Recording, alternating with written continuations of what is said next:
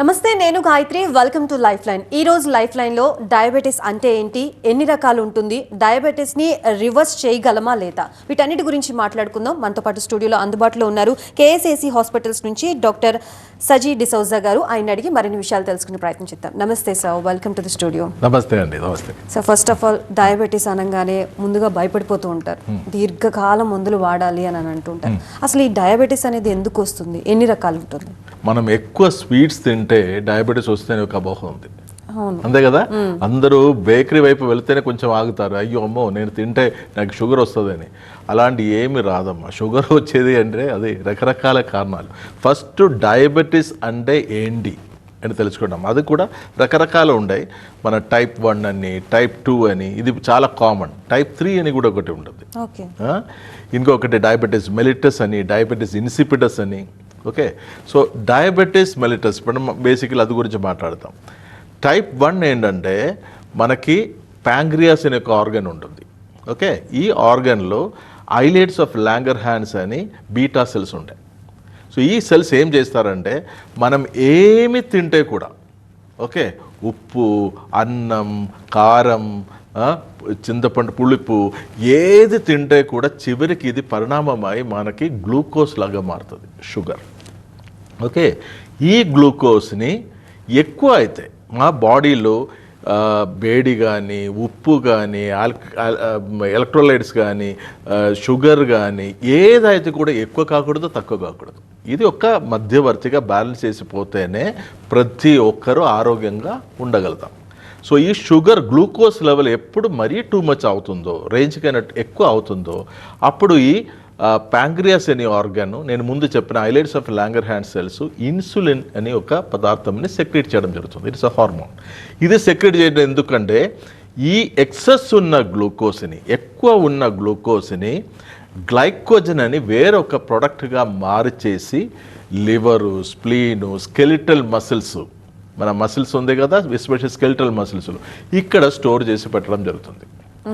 Okay, మనం ఒకరోజు ఉపవాసం ఉంటుంది, లేదా పిల్లంతో అలిగి భోజనం లేకుండా ఉంటుంది, అమ్మ తల్లిలతో అలిగి భోజనం చేయకుండా ఉంటుంది. ఇట్లా మన రకరకాల కారణాలతో ఒక్క పూట భోజనం చేయలేదనుకోండి, మనకి షుగర్ కావాలి కదా, ఎనర్జీ కావాలి. Glucose is nothing but energy.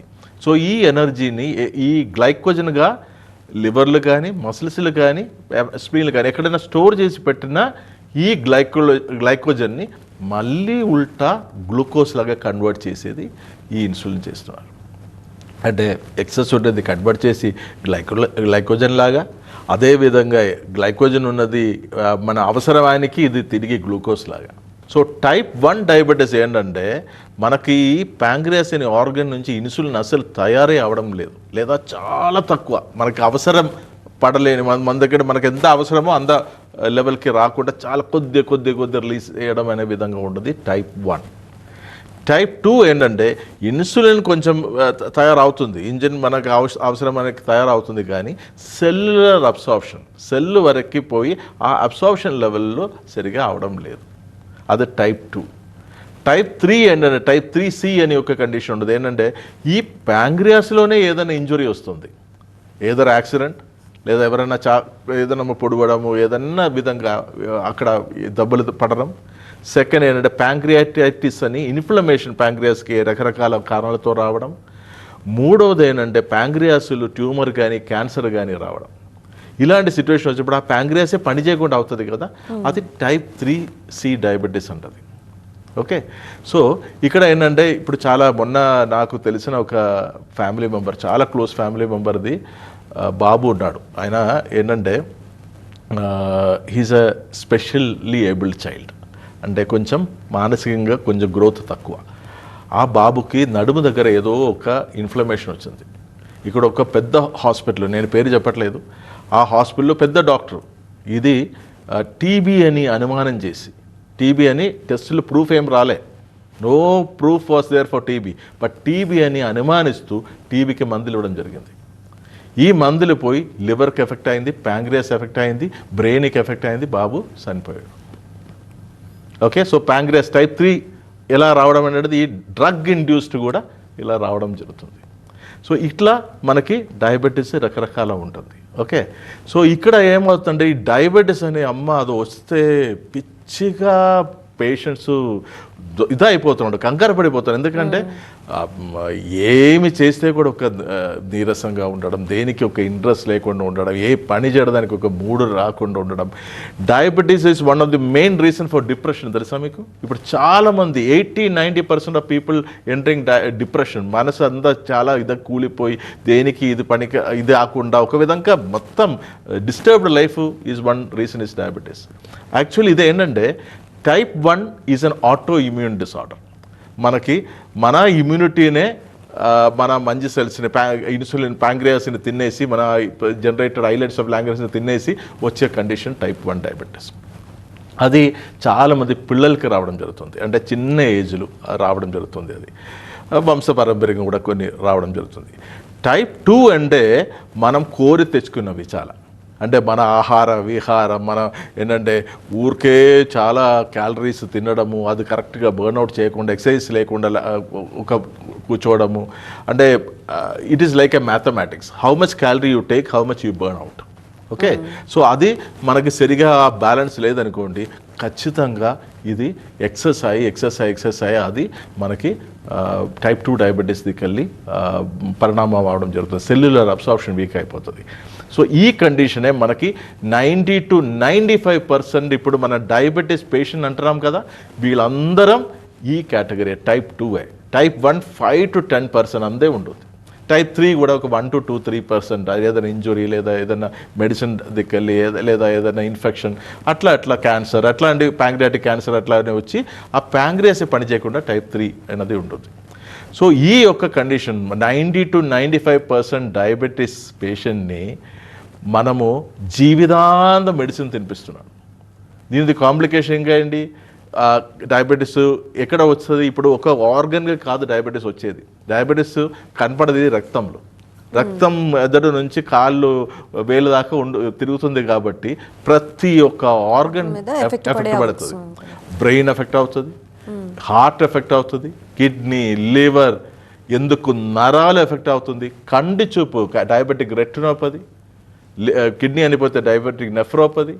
మీరు చెప్పండి అమ్మా, ఇప్పుడు జీవితాంతం మెడిసిన్ వాడుతున్నాం కదా చాలామంది డయాబెటిక్ పేషెంట్, పాపం ఇన్ని ఏళ్ళు మెడిసిన్స్ వాడి జీవితాంతం మెడిసిన్ వాడి ఆ డయాబెటీస్ నుంచి ముక్తి దొరుకుతుందా వాళ్ళకి? ముక్తి దొరకకపోవడం ఒకటి. అది కాకుండా తమాషా ఏంటంటే పాపం ఈ పేషెంట్ డాక్టర్స్ చెప్పినట్టు కరెక్ట్గా మెడిసిన్ తీసుకొని పోతున్నాడు, రెస్ట్రిక్షన్స్ పాటించుకొని అన్ని పోతున్నాడు, కానీ కంటికి చూపు పోతుంది, కిడ్నీ కొట్టుకొని పోతుంది, నరాలు డయాబెటిక్ నెఫ్రోపతి, డయాబెటిక్ న్యూరోపతి, నరాలు అన్ని చచ్చిపడిపోవడం జరుగుతుంది. మనం దేనికన్నా మందులు తీసుకుంటే అది న్యాయం అవ్వాలి కదా. ఓకే, మనం ఇప్పుడు ఏ జబ్బు అయితే కూడా మనకు అది ట్రీట్మెంట్ పోతే ట్రీట్మెంట్ వల్ల మనకి బలం రావాలి. ఇక్కడ ఏ డయాబెటిక్ పేషెంట్కి బలం వస్తుంది చెప్పండి? జీవితాంతం మందులు వాడుతున్నాడు, జీవితాంతం రెస్ట్రిక్షన్స్ ఉంటాడు, ఒక దావత్ వెళ్ళడం కుదరదు, ఒక ఇది ఇంట్లో ఇది చేయడం కుదరదు, దేవుడు ప్రసాదం తీసుకోవడానికి భయపడుతున్నారండి. ఎందుకంటే తీయగా ఉంటుంది కదా, లడ్డు ఇది అన్నీ ఉంటుంది, అది తీసుకోవడానికి భయపడుతున్నారు. వాళ్ళ డైలీ యాక్టివిటీలో ఉండే టీ తాగడానికి కూడా చాలా మంది చేంజెస్ చేసుకుంటూ అబ్సల్యూట్లీ అంత చేంజ్. ఓకే, అంత త్యాగం చేస్తున్నాడు డయాబెటిక్ పేషెంట్ పాపం. అలా చేస్తే వాళ్ళకి ఆ డయాబెటీస్ తగ్గిపోవాలి కదా, అది లేదు. ఆ డయాబెటీస్ కూడా కొనసాగుతూనే ఉంటుంది, బ్రెయిన్కి అన్ని ఆర్గన్స్ చచ్చి పడిపోవడం ఉంటుంది, కంటి చూపు తర్వాత వాళ్ళు ఇప్పుడు మన ముందు గోలి సోడా ఉండేది కదా, అలాంటి కళ్ళద్దాలు పెట్టుకుని కంటి చూపు లేదు, గ్లూకోమా అని కంటి లోపల ఉన్న ఇంట్రా ఆక్యులర్ ప్రెషర్ వేరియేషన్ రావడం, కిడ్నీ అన్ని ఆర్గన్స్ కూలిపోవడం, తర్వాత నరాలు పడిపోవడం, పేషెంట్ మెల్లగా ఇట్ ఈస్ స్లో డెత్ అన్నట్టు ఉంటుంది. అక్కడే ఆయుర్వేదం మీకు అందుబాటులో వస్తుంది. ఈ డయాబెటీస్ని మనం మొత్తానికి రివర్స్ చేయడం అనేది మీరు ఎప్పుడైనా విన్నారా? జీవితాంతం మందులు వాడి ఏం లాభం లేని ఒక కండిషన్ని 3 to 6 months మొత్తం రివర్స్ చేస్తామంటే ఎట్లా ఉంటుందండి? నిజంగా వాళ్ళకి మంచి గుడ్ న్యూస్. ఇది చాలా good news. It is absolutely miracle at there one end. అంటే ఇప్పుడు మనకి నేను ఒక ఇది చెప్పాలంటే, డయాబెటీస్ లేదంటే ఏం జబ్బులు లేనట్టు, డయాబెటీస్ ఉండే అన్ని జబ్బులు ఉన్నట్టే. ఎందుకంటే మన బాడీలో ఇప్పుడు ఏదైనా ఇన్ఫెక్షన్ అండి, మనకి వైరస్ 3 ఇన్ఫెక్షన్ ఉంది, వైరస్, బ్యాక్టీరియా ఆర్ ఫంగల్. ఈ ఏ ఇన్ఫెక్షన్ రావాలంటే there should be a bed. there should be a environment for that organism to grow, and sugar is the best medium. అందుకే డయాబెటీస్ ఉన్న వాళ్ళకి రకరకాల ఇన్ఫెక్షన్స్ రావడం జరుగుతుంది. వాళ్ళకి ఒక పుండు వస్తే అది మానట్లేదు, చివరికి వేలు కట్ చేసి తీస్తున్నాడు, గ్యాంగ్రీన్ వచ్చేసి పాదం కోసి తీసేస్తున్నారు. ఏంటండి ఇది? సో వాళ్ళకి అంత టైం పట్టడానికి రీజన్ ఏంటి? యాజ్ పర్ బాడీ కండిషన్ బట్టి అదర్ ప్రాబ్లమ్స్ రిలేటెడ్ ఉండడం వల్ల. అబ్సల్యూట్. ఇప్పుడు వేరే ఏదైనా ఆర్గన్స్ ఎఫెక్ట్ అయింది అనుకోండి, దీని దగ్గరికి వెళ్ళి కంటి చూపు ఎఫెక్ట్ అయింది, లివర్ ఎఫెక్ట్ అయింది, కిడ్నీ ఎఫెక్ట్ అయింది, అట్లా ఒక్కొక్క ఆర్గన్ నరాలు ఎఫెక్ట్ అయింది. కరెక్ట్. ఇప్పుడు మనం చేసేది ఏంటంటే అమ్మా, పెరిఫెరల్ న్యూరోపతి అని డయాబెటీస్ ఉన్న వాళ్ళకి అందరికి వస్తుంది. కాలు కింద మంటలు, కాలు స్పర్శ లేకుండా అవుతుంది, చప్పలు వేసుకుంటే తెలియడం లేదు, మెల్లగా ఫుడ్ డ్రాప్ లాగా పడిపోవడం, ఇవి అన్నీ మనం రివర్స్ చేయడం జరుగుతుంది. అది కూడా వితిన్ 1 year టైంలో. కొన్ని కేసులు 6 monthsలోనే మారిపోతుంది, కొన్ని కేసులు 1 year టైం పడుతుంది. ఆ డయాబెటిక్ న్యూరోపతి వచ్చిన పేషెంట్ కూడా ఈ కారం పూసినట్టు మండుతుందమ్మా. వాళ్ళకి కూర్చోడానికి రాదు, నిద్ర రాదు, పడుకోవడానికి అస్సలు నరగమనమాట. అట్లాంటి కేసెస్లో కూడా మనం మొత్తం రివర్స్ చేయడం జరుగుతుంది. అది ఊరికే ఏదన్నా ఆయింట్మెంట్ అప్లై చేసి లేదా మెడిసిన్ తీసుకొని డయాబెటీస్ని ఇలా దబాయిస్తే అట్లా కాదు. మనం ఏంటంటే ఈ organ islets of Langerhans pancreatic beta cells in ప్యాంక్రియాస్ని మళ్ళీ యాక్టివేట్ చేసి వచ్చి ఎంతవరకు మనకి ఇన్సులిన్ తయారు చేయడం కుదురుతుందో అంతవరకు తయారు చేసి, అంటే రీయాక్టివేట్ చేసి తీసుకొని వచ్చి, సెకండ్ ఏంటంటే ఈ సెల్యులర్ అబ్సార్ప్షన్, ఆ సెల్యులర్ మెంబ్రెయిన్స్ల నుంచి ఆ అబ్సార్ప్షన్ కూడా యాక్టివేట్ చేసి ఈ type 2ని మొత్తానికి రివర్స్ చేయడం జరుగుతుంది. సో ఫర్ దాట్ పేషెంట్ మాతో 2 సంగతులు మాతో పాటు చేయి స్ట్రాంగ్గా హోల్డ్ చేయాలి. 2 విషయాలు. ఒకటి గుట్టిగా నమ్మకం. సెకండ్ ఏంటంటే నమ్మకం లేకుండా ఏ రిలేషన్షిప్ వర్కౌట్ అదండి. అది ఫాదర్ పిల్లల మధ్యలో కానివ్వండి, ఈ హస్బెండ్ వైఫ్ మధ్యలో కానివ్వండి, టీచర్ స్టూడెంట్ మధ్యలో కానివ్వండి, డాక్టర్ పేషెంట్ మధ్యలో కానివ్వండి, నమ్మకం అనేది ఉండాలి. ఫస్ట్ నమ్మకం. Second discipline. డాక్టర్ చెప్పేది కరెక్ట్గా అచ్చట్టుగా ఫాలో చేయడానికి ఉన్న ఒక మనసు. ఇవి 2 ఉండే మీకు ఎవరికైనా డయాబెటీస్ ఉందంటే ఈ రోజు నుంచి పార్టీ చేయండి, మీకు డయాబెటీస్ తగ్గిపోయింది అనుకోండి. I'm talking about type 2 diabetes.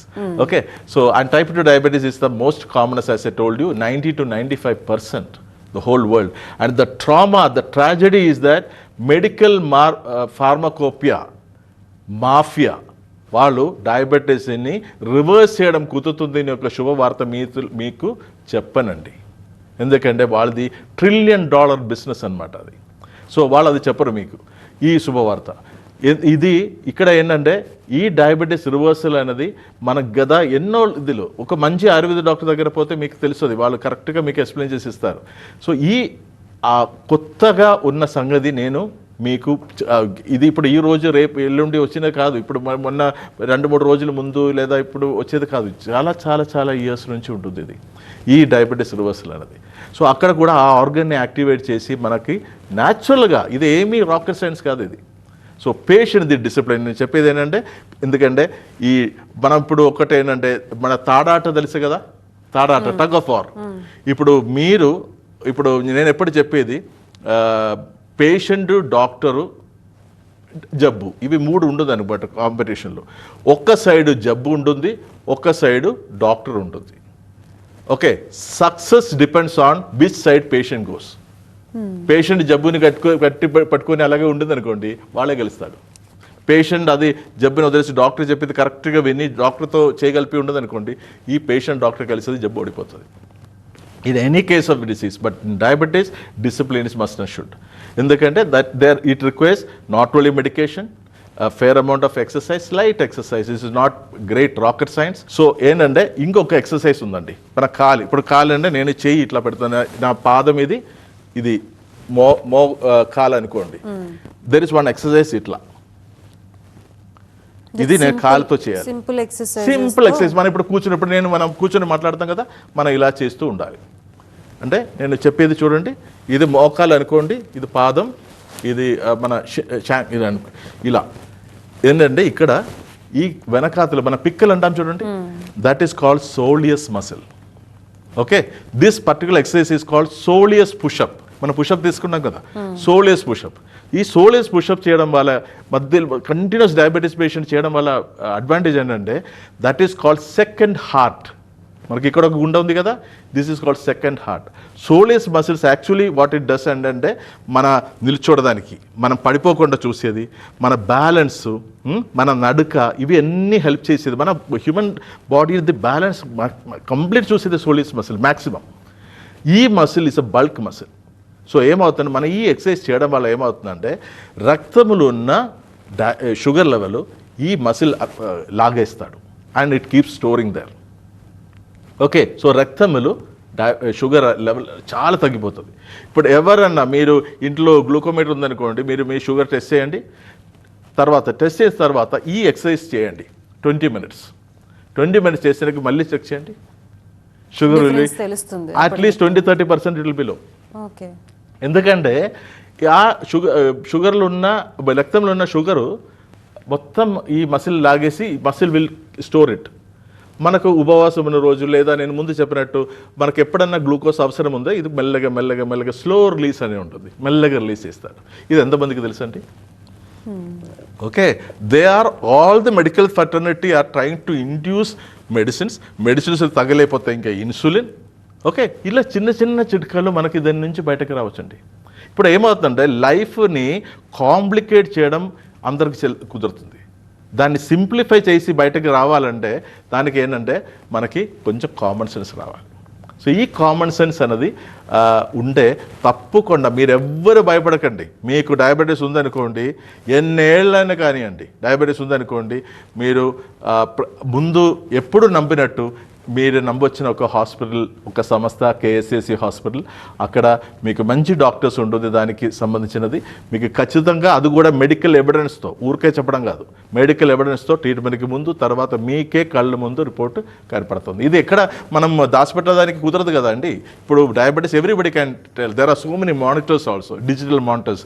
మనం ఇలా పెట్టుకుంటే మనకు ప్రతి మొబైల్ కూడా వస్తుంది మన షుగర్ లెవెల్స్ ఎట్లా ఉంటుంది, రోజు పోక్ చేసి చూడడం కూడా అవసరం లేదు. మళ్ళీ కూడా చాలామంది గ్లూకోమీటర్లు వాడతారు, మార్నింగ్ భోజనానికి ముందు, భోజనం తర్వాత, లేదా అట్లా రకరకాల. ఇంకా HbA1c అని ఒకటి ఉంది, గ్లైకోసేటెడ్ హిమోగ్లోబిన్, 3 months ది యావరేజ్. ఈ పేషెంట్ అది కూడా ఐ క్యాన్ షో యూ. ట్రీట్మెంట్కి ముందు it is 7.3. Okay, with in 3 to 4 months it has become under 6. Okay, 6 maximum. అలాగే మనకు 14, 15 అలాగే గ్లైకోసిటీ HbA1c ఉన్న వాళ్ళని కూడా మనం తగ్గించి తీసుకురావడం జరిగింది. సో ఇది it is not at all మన ఈ ఊరికే ఏదో కావాలి అంటే ఎయిర్లో కూర్చొని మాట్లాడట్లేదు. It is all scientific facts what we do. KSS hospital ప్రతి జబ్బులు మా ట్రీట్మెంట్కి ముందు రిపోర్ట్, ట్రీట్మెంట్ తర్వాత రిపోర్ట్. అండ్ ఇంకొకటి, మీ డయాబెటీస్తో మీరు మా దగ్గర వస్తే ఫస్టే మీ అన్ని రిపోర్ట్స్ చూసి ఇది తగ్గుతుందా లేదా, ఎంతవరకు తగ్గుతుంది, ఇవి కూడా మనం చెప్పగలుగుతాం. అండ్ మెనీ టైమ్స్ ఏంటంటే ఈ డయాబెటీస్ మనం తక్కువ చేసి తీసుకొచ్చినప్పుడు మనకున్న వేరే ఒక ఇదేంటంటే దాంతో పాటు ఇప్పుడు కంటి చూపు ప్రాబ్లం వచ్చింది అనుకోండి డయాబెటీస్ దగ్గరికి వెళ్ళి, అది మెల్లగా కంటి చూపు ఇంప్రూవ్ అవ్వడం జరుగుతుంది. కిడ్నీ, లివర్, ప్యాంక్రస్ ఏదన్నా ఆర్గన్ వీక్ అయ్యి ప్రాబ్లం అయ్యి దానికి వస్తుంది అనుకోండి, ఎస్పెషల్లీ కిడ్నీ, అది కూడా మనకి నెఫ్రోపతి కూడా మారి వస్తున్నట్టు కనపడుతుంది. కొద్దిగా కిడ్నీని కూడా బూస్ట్ చేసి, ఇప్పుడు ఈ మధ్య కూడా మనం ఒక కేసుని కంప్లీట్ కిడ్నీ ఫెయిలియర్ అంటే కిడ్నీకి సరిగ్గా పని కూడా చేయట్లేదు, creatine levels are around 5. So అందరూ డయాలిసిస్ అంటారు. మన హాస్పిటల్లో ఇప్పుడు ఆ పేషెంట్కి 4 అయింది, 3.2 అయింది, 2 అయింది, ఇప్పుడు 1.1 కింద అయింది, 1 కింద క్రియాటిన్ లెవెల్స్ అయింది. Urea from few hundreds of level నుంచి ఇప్పుడు కంప్లీట్ నార్మల్కి వచ్చేస్తుంది. సో డయాగ్నైజింగ్ ప్రాసెస్ కూడా కీ రోల్ ప్లే చేస్తుంది. As you said that previous cases కానీ and some other cases other హాస్పిటల్స్కి సంబంధించి కూడా డయాగ్నైజింగ్ కీ రోల్ ప్లే చేస్తుంది. కేఎస్ఏసీలో డయాగ్నైజింగ్ ప్రాసెస్ ఏ విధంగా ఉంటుంది అండ్ ట్రీట్మెంట్ ప్రొసీజర్ ఎలా ఉంటుంది? ఇప్పుడు కేఎస్ఏసీ అంటూ ఒక డయాగ్నోసిస్ సెంటర్ పెడితే మనము ఆ వేరే కన్వెన్షనల్ సిస్టమ్ నుంచి వ్యతిరేకంగా బిహేవ్ చేస్తున్నాడు. నా దగ్గరే డయాగ్నోసిస్ సెంటర్ పెట్టుకొని నేను చేస్తే చాలా మందికి ఒక అనుమానాలు రావచ్చు. ఇదే వీడే చెప్తున్నాడు ముందు జబ్బు ఉందని, వీడే చెప్తున్నాడు తగ్గిపోయిందని. ఇవి మనకు అంత సీన్ లేదు. మనకేంటంటే మీకు ఎక్కడ నమ్మకం ఉంటుందో అక్కడ పోయి ఫస్ట్ టెస్ట్ చేయండి. ఏ డయాగ్నోసింగ్ ఏ డయాగ్నోసిస్ అయినా చెక్ చేయండి. మనం మంచి ట్రీట్మెంట్ ఇస్తాం, తర్వాత మళ్ళీ చెక్ చేయండి. అప్పుడు ఏమవుతుందంటే అమ్మ నిజాయితీ అనేది ఉంటుంది. ఇప్పుడు పేషెంట్ డాక్టర్ మధ్యలో కూలిపోయిన ఒక విషయం నమ్మకం. ఎందుకంటే అన్ని చోట్ల మోసాలు గీసాలు జరుగుతున్నాయి. సో అది మన హాస్పిటల్ అది అంత ఇదే లేదు. అంటే ముందు జబ్బు ఉందా లేదా, తర్వాత జబ్బు తగ్గిద్దా లేదా, ఓకే ఛాన్సెస్ ఎంత ఉంది అది ముందే చెప్పడం జరుగుతుంది. ఎందుకంటే patient conditions, patient age, comorbidities, వేరే ఏదైనా ప్రాబ్లమ్స్ ఉన్నాయా, ఓకే వాళ్ళ పేరెంటల్ హిస్టరీ, వాళ్ళ ఆహార విహార ఇది, ఇప్పుడు ఏ కమ్యూనిటీ నుంచి వస్తున్నాడు. ఇప్పుడు కొందరు ఉంటుంది కదా డిఫరెంట్ కమ్యూనిటీస్లో వాళ్ళది కొన్ని ఈటింగ్ హ్యాబిట్స్, కల్చరల్ ఇదన్నీ ఉంటుంది. అలాగే వాళ్ళు ఆల్కహాల్కి అడిక్ట్ ఉంటున్నారా, ఆల్కహాల్ చాలా, alcohol is also highly calories కదా. సో అట్లా ఉంటున్నారు, వాళ్ళకి అది అవాయిడ్ చేయడం కుదరట్లేదా, సో మెనీ థింగ్స్. వాళ్ళకి వంశపారంపర్యంగా ఒబిసిటీ ఉందా, లావ్ ఉంటుందా, లావ్ ఉన్న వాళ్ళకి సెడెంటరీ లైఫ్ స్టైల్, ఎందుకంటే ఇంత శరీరం తీసుకొని తిరగడం కష్టం. సో వాళ్ళు ఎప్పుడైతే కూడా వాళ్ళకి డయాబెటీస్ రావడము, డయాబెటీస్ కాంప్లికేషన్ రావడం కూడా ఛాన్సెస్ చాలా ఎక్కువ ఉంటుంది అలాంటి వాళ్ళకి. సో ఇదన్నీ వాళ్ళ హిస్టరీలో ఎలా ఉంటుందా లేదా, దానికి అర్థం కొంచెం లావు ఉన్న వాళ్ళకి డయాబెటీస్ వస్తే తగ్గడం లేదు అని కాదు, కొంచెం శ్రమ ఉంటుంది, but definitely it can be done. అంటే దానిలో ఏంటంటే మనకు కావాల్సింది ఒక గట్టి మనసు అండి. సో చూసారు కదా, ఇది ఇవాల్టి లైఫ్ లైన్. మరొక లైఫ్ లైన్ లో మళ్ళీ కలుద్దాం. అప్పటి వరకు చూస్తూనే ఉండండి TV9.